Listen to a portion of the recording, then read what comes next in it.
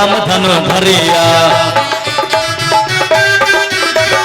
कहवा से आयलो छे राम धनु धरिया कहवा से सिया दुल्हनिया है सिंदूर दान के बेरिया कहवा से सिया दुल्हनिया है सिंदूर दान के बेरिया करियो सिंदूर दान दुल्हा जी सिंदूर दान के बेरिया करियो सिंदूर दान दुल्हा जी सिंदूर दान के बेरिया। अयोध्या से आयल छे राम धनु धरिया अयोध्या से आयलो छे राम धनु धरिया जनकपुर के सीता दुल्हनिया हो सिंदूर दान के बेरिया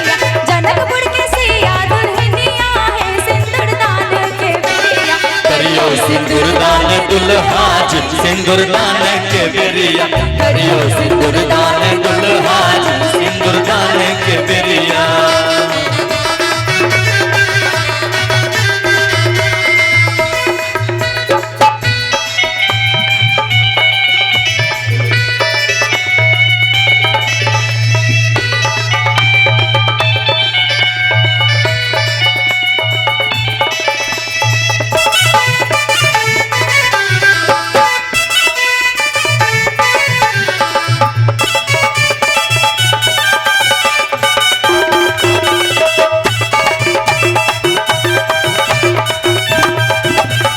कथी छठी आयलो छे राम धनु धरिया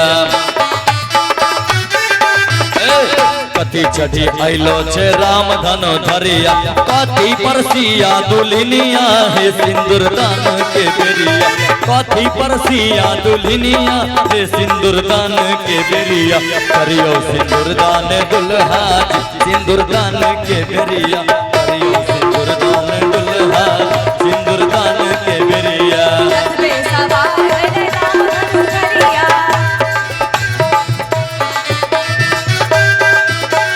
रथ पे सवार आयल राम धनु धरिया पालकी पे सिया दुल्हनिया है सिंदूर दान के बेरिया पालकी पे सिया दुल्हनिया है सिंदूर दान के बेरिया करियो सिंदूर दान दुल्हा जी सिंदूर दान के बेरिया करियो सिंदूर दान दुल्हा जी सिंदूर दान के बेरिया।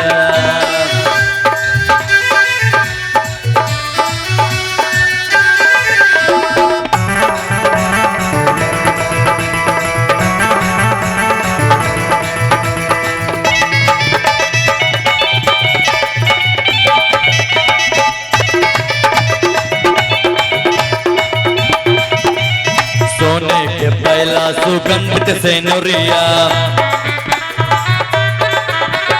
सोने के पहला सुगंधित सेनुरिया डाले छे राम जी सेनुरिया हो सिंदूर दान के घरिया डाले छे राम जी सेनुरिया हो सिंदूर दान के बेरिया करियो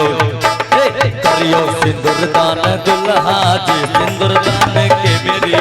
करियो सिंदूर दान दुल्हा जी सिंदूर दान के बेरिया। सिंदूर उठावे छे राम धनु धरिया